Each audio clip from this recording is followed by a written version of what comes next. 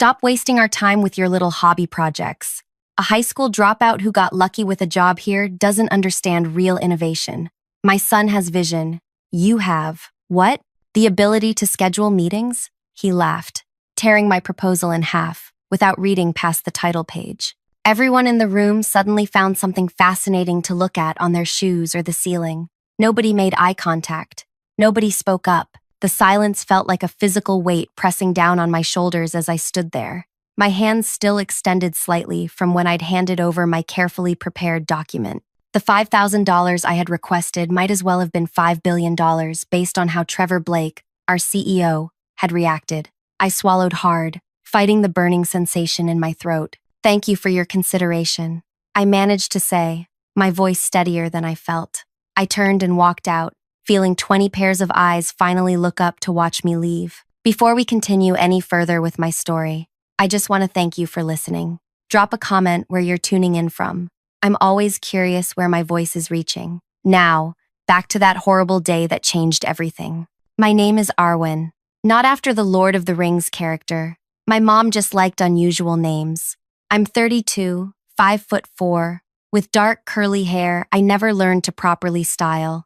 I've worked at Precision Technologies for 7 years, starting as a receptionist and working my way up to executive assistant. I'm the person who remembers everyone's coffee order, birthday, and spouse's name. The invisible one who makes things happen without anyone noticing. What Trevor didn't know, what nobody knew, was that I'd spent years teaching myself coding, systems architecture, and product development through online courses and borrowed textbooks. Every night, after a 10-hour workday, I'd sit at my tiny kitchen table in my studio apartment and study until my vision blurred. Not for a promotion or raise, but because I was genuinely fascinated by technology and its potential to solve problems. The proposal Trevor had just destroyed represented 6 months of my life. I'd identified a major inefficiency in our client management system that was costing us thousands of monthly hours in productivity. My solution was elegant, simple, and, most importantly, cheap to implement.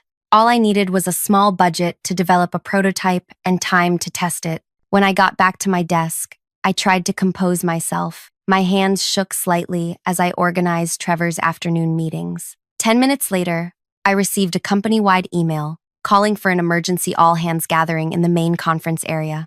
I arrived to find champagne being distributed. Trevor stood at the front, arm around his son Emery, who wore an expression of practiced modesty that didn't reach his eyes. "Today marks a new chapter for our company," Trevor announced. "My son has developed a revolutionary client management interface that will streamline our entire operation. The board has approved a $23 million budget to bring this vision to life." The room erupted in applause as I stood there, stunned. Emery's presentation slides appeared on the large screen, and my heart stopped.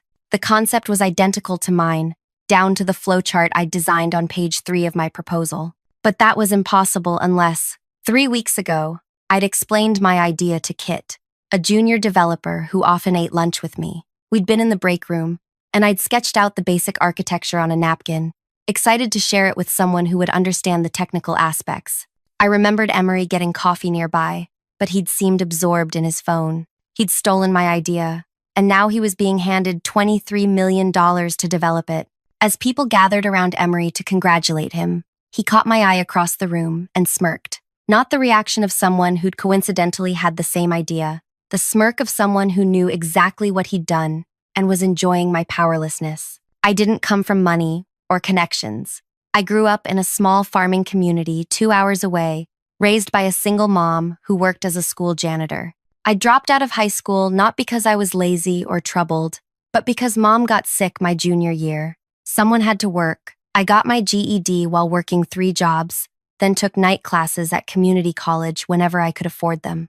Landing the receptionist job at Precision had been a miracle.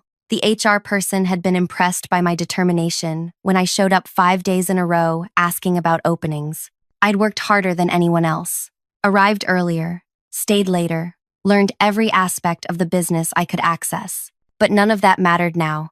In this company, in this world, Emery's last name counted more than my years of effort. His Harvard business degree, that his father had surely bought his way into, trumped my self-education. His confidence, unearned but unshakable, made my careful, researched approach look hesitant by comparison. Over the next few weeks, Emery assembled his team. He hired 3 college friends as innovation consultants, at salaries that made my eyes water. He took over the entire east wing of our floor, installing sleek furniture and the latest equipment. The original concept, my concept, quickly became buried under layers of needless complexity, as Emery added features to justify the enormous budget. I watched from my desk as experienced engineers raised concerns during meetings, only to be dismissed.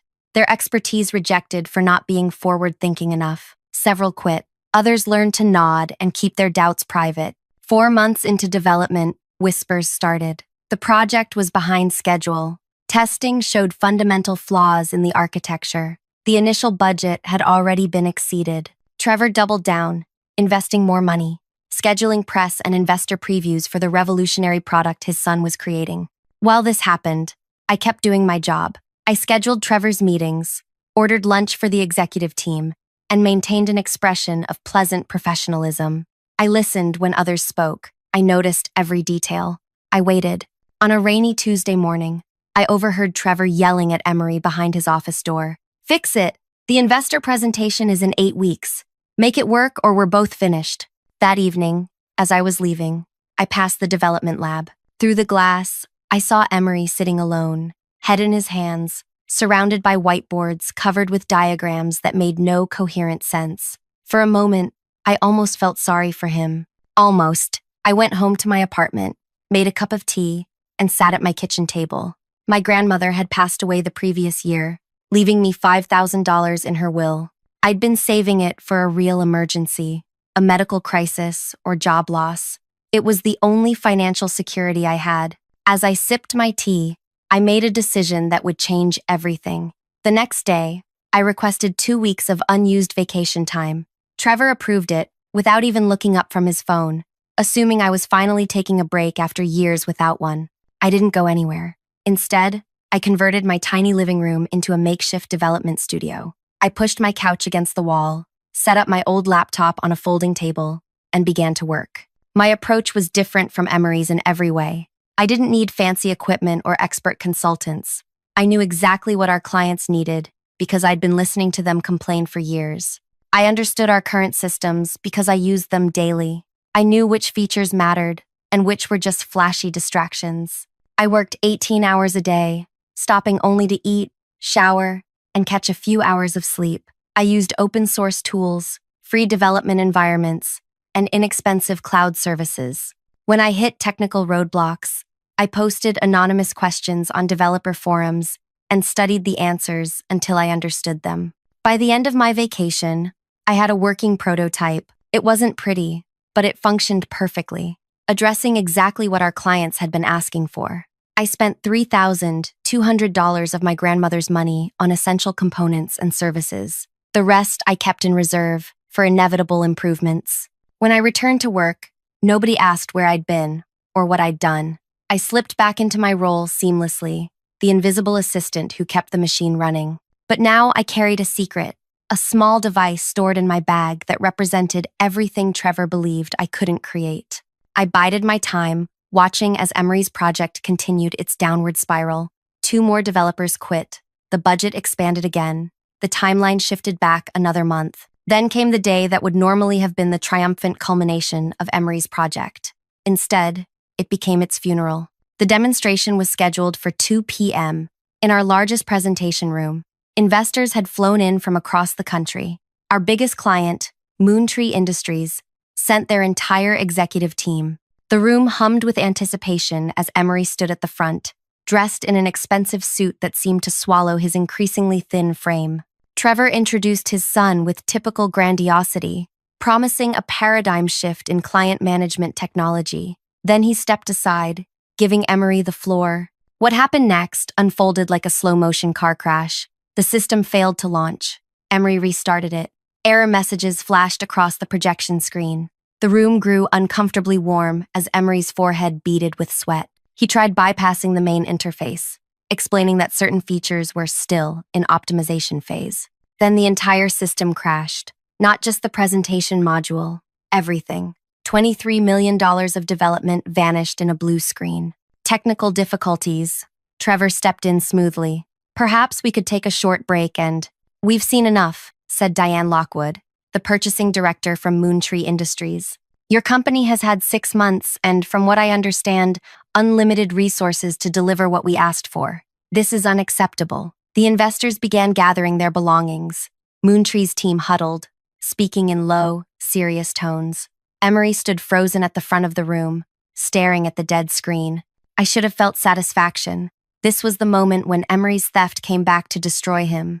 But watching his public humiliation brought me no joy, just a hollow recognition of wasted potential and resources. After everyone left, Trevor called an emergency executive meeting. I wasn't invited, of course, but I set up the room, providing coffee and water before shutting the door. Through the glass, I watched Trevor gesture angrily while Emery sat slumped in his chair, defeated. The next morning, an announcement went out. Emery had been reassigned to strategic initiatives, corporate language for being quietly removed without the embarrassment of a firing. The project was being revamped with new leadership. No one mentioned the $23 million that had disappeared into nothing. That afternoon, Trevor called me into his office. He looked haggard, his usual confidence replaced by something close to desperation. Moontree is threatening to pull their business, he said, running a hand through his graying hair. They represent 40% of our annual revenue. We can't lose them. I nodded, waiting for instructions to schedule another meeting or prepare documents. I've arranged a private breakfast with Diane tomorrow. Last chance to salvage this relationship. Have the small meeting room ready by 7. Tell no one about this. It needs to stay quiet until we have a solution.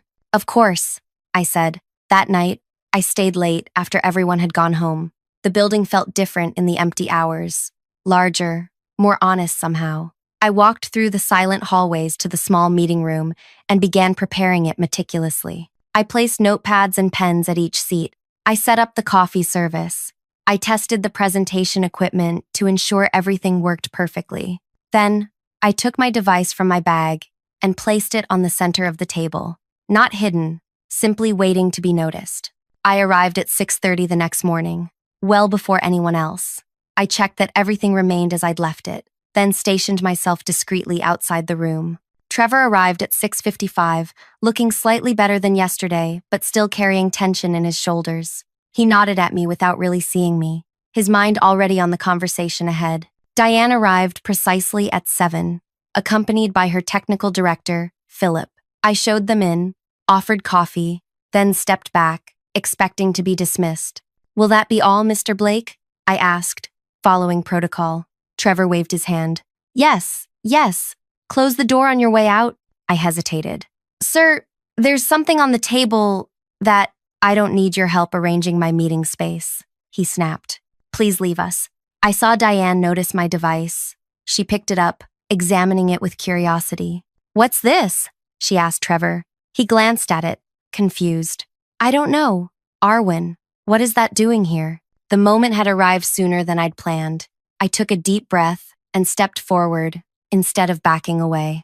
It's a prototype, I said quietly. For the client management system Moontree requested 6 months ago.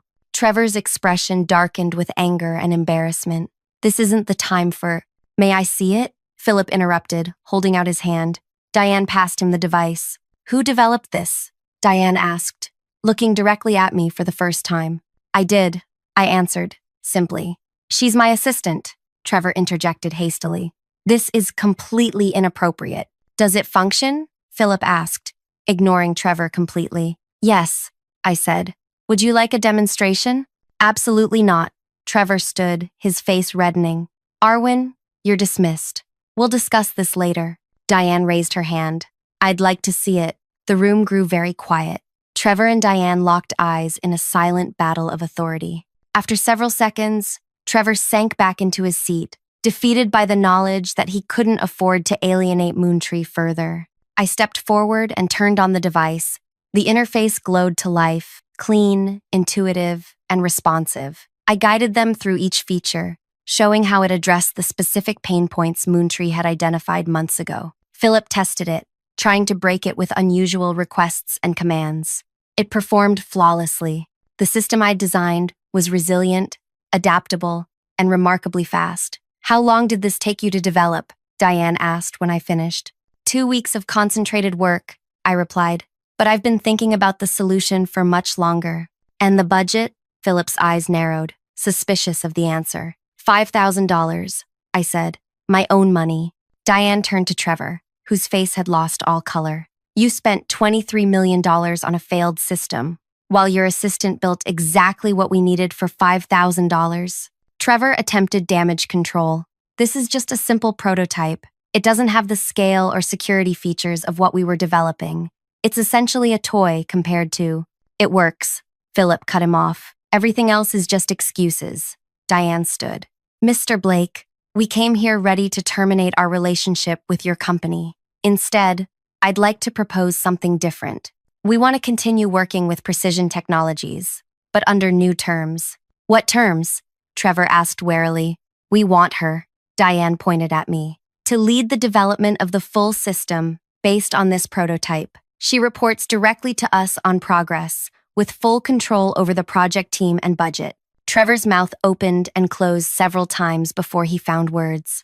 That's impossible. She's not qualified. She doesn't have the experience or education to— She just proved otherwise, Diane said flatly. The next hour passed in a blur as Trevor tried every argument he could think of to maintain control. Eventually, they reached a compromise. I would lead a new innovation division reporting directly to the board, with Moontree as our first client. As Diane and Philip prepared to leave, Diane paused beside me. People who can actually solve problems are rare, she said quietly. Don't let anyone convince you that you're less than what you've proven yourself to be. They left, and Trevor and I were alone in the meeting room. The silence stretched between us, heavy with everything that had changed in the last hour. You went behind my back, he finally said, his voice low and dangerous. Yes, I admitted. After you went behind mine. His eyes widened slightly. I know Emery stole my idea, I continued. The one you tore up without reading. The one you later funded for $23 million when it came from him instead of me. You can't prove that, he said, but his eyes shifted away from mine. I don't need to prove it anymore, I replied.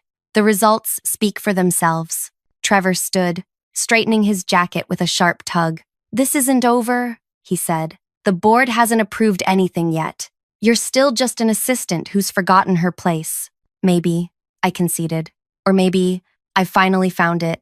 As he stormed out, I remained seated, letting the reality of what had just happened wash over me. I'd risked everything. My savings, my job security, my carefully maintained invisible existence.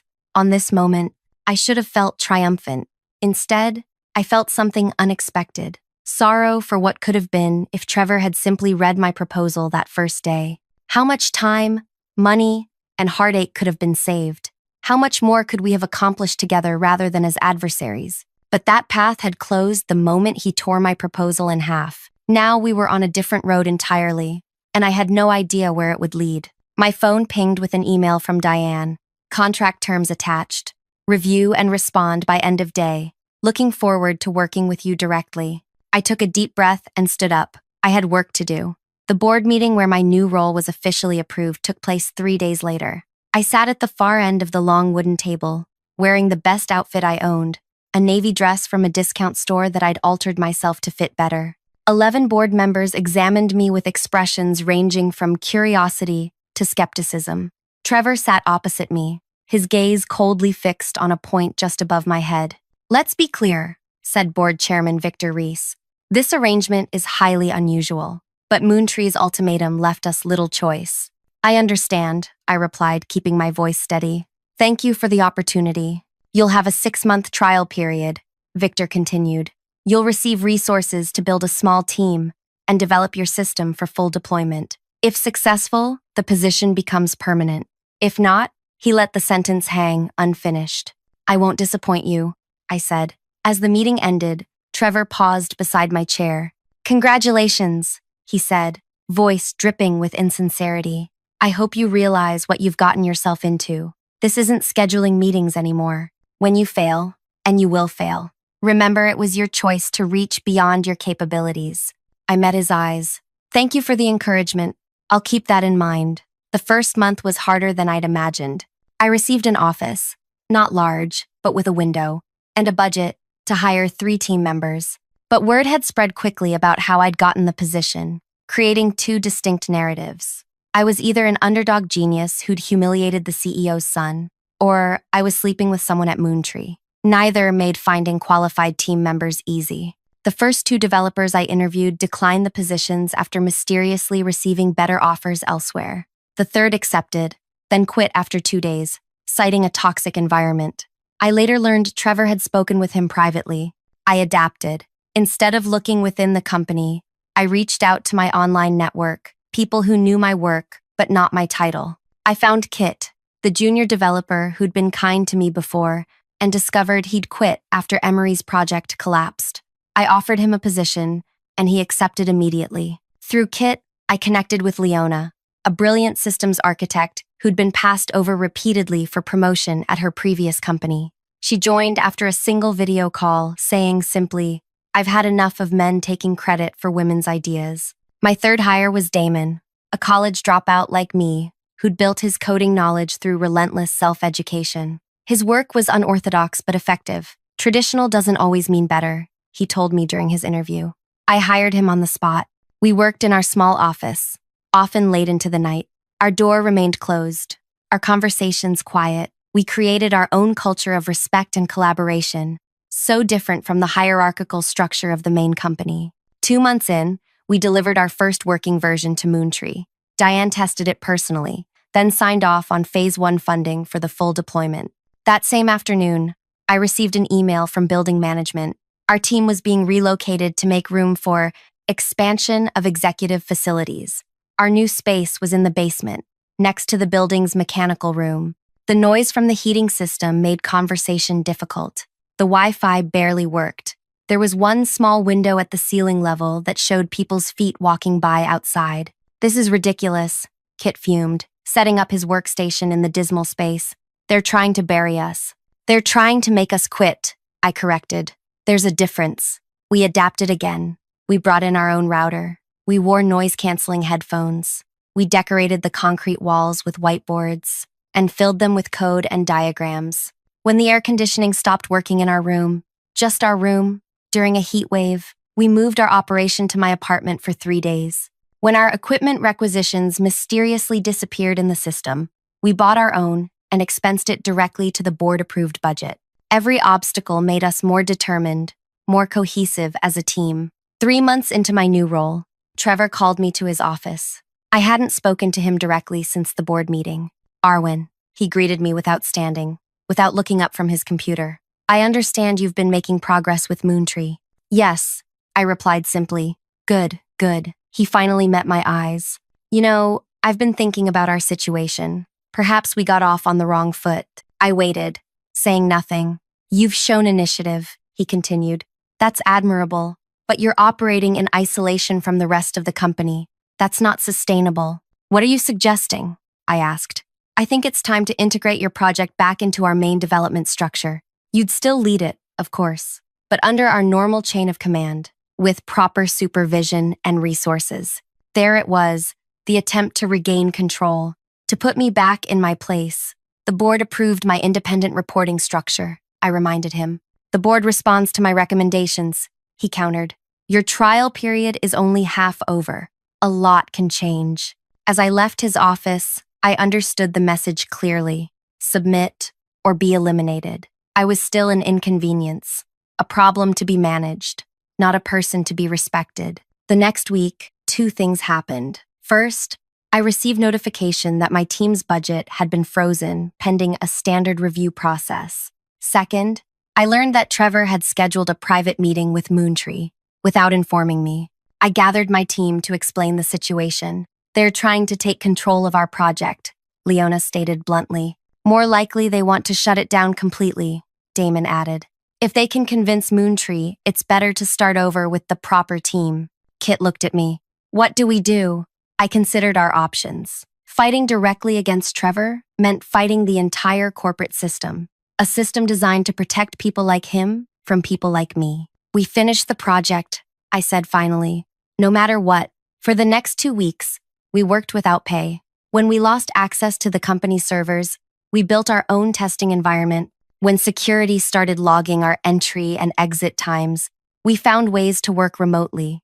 We met at coffee shops, libraries, and each other's apartments. The day before Trevor's meeting with Moontree, we finished the final version of our system. It was elegant, efficient, and did exactly what it promised. No bloat, no unnecessary features, just pure function. The morning of Trevor's meeting, I arrived at the office to find my access card deactivated. The security guard, Miguel, who'd known me for years, looked uncomfortable. "I'm sorry, Arwen. New orders this morning." I nodded, understanding. "Is Moontree here yet?" "Their cars just pulled up," he confirmed, glancing at the monitor. "Miguel?" I said quietly. "I've brought you coffee every Monday for 7 years.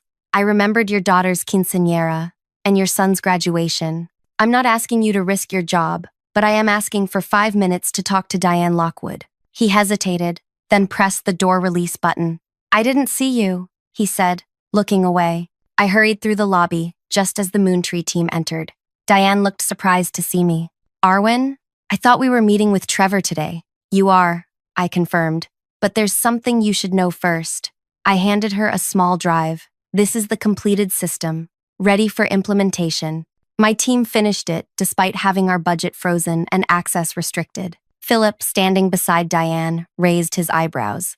"Why would your own company restrict your access?" "Because some people care more about control than success," I answered simply. Trevor emerged from the elevator, his practiced smile faltering when he saw me with the Moontree executives.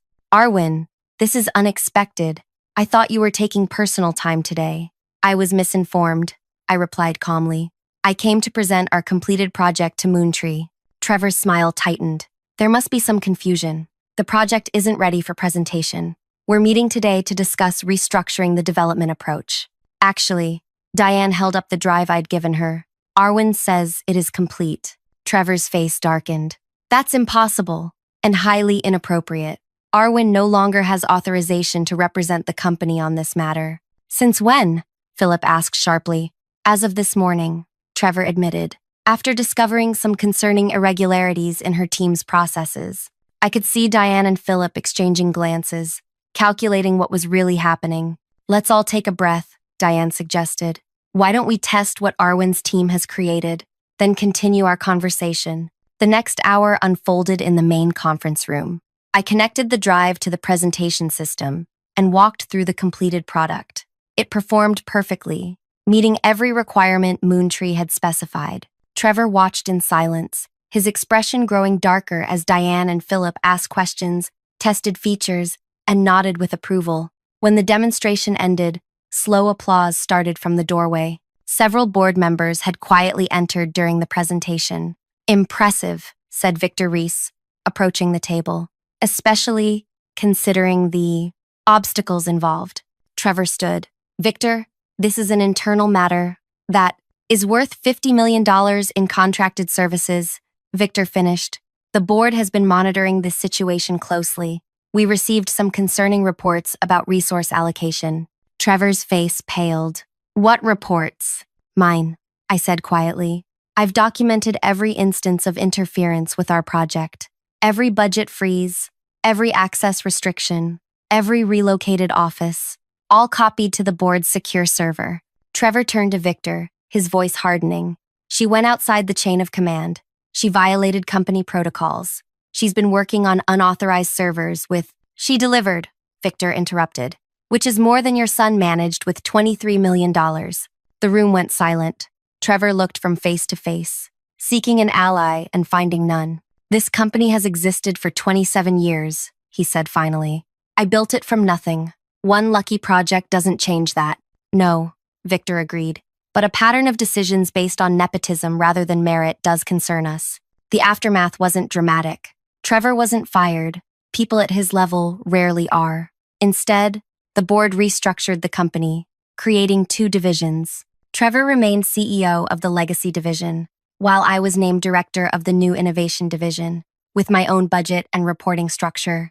It should have felt like victory, like justice. But real life isn't that simple. Every morning, Trevor and I now share the executive floor. We nod politely in the hallways. We attend the same leadership meetings. His office is still twice the size of mine. My team has grown to 15 people. We've secured 3 new clients based on our success with Moontree. My salary increased to 6 figures, more money than I'd ever imagined earning. But Trevor's power remains. He controls half the company. He has friends on the board. He still smiles at industry events, accepts awards, and gives interviews about his company's innovative approach. And every month, we both attend the executive review meeting where we report our division's progress. Every month, I present growth figures, while Trevor presents justifications for declining performance. Every month, I see the calculation in his eyes. How long until he finds a way to reclaim control, to erase this chapter from the company's story? This isn't the end of our battle. It's merely a different phase. I didn't get revenge in the way most people imagine it, with my enemy destroyed and me triumphant. Instead, I earned something both more valuable and more burdensome: a seat at the table, a voice that must be heard, the constant pressure to prove, again and again, that my first success wasn't luck. The true weight of achievement isn't in the moment of victory. It's in all the moments that follow, when you must live up to the standard you've set, when you can no longer be invisible. Thank you for staying with me through this story. If you found something valuable in my journey, please like this video and subscribe to the channel. Share in the comments anytime you've had to prove your worth despite others' doubt. Remember, sometimes the quietest person in the room is the one with the most to offer. They're just waiting for their moment to be heard.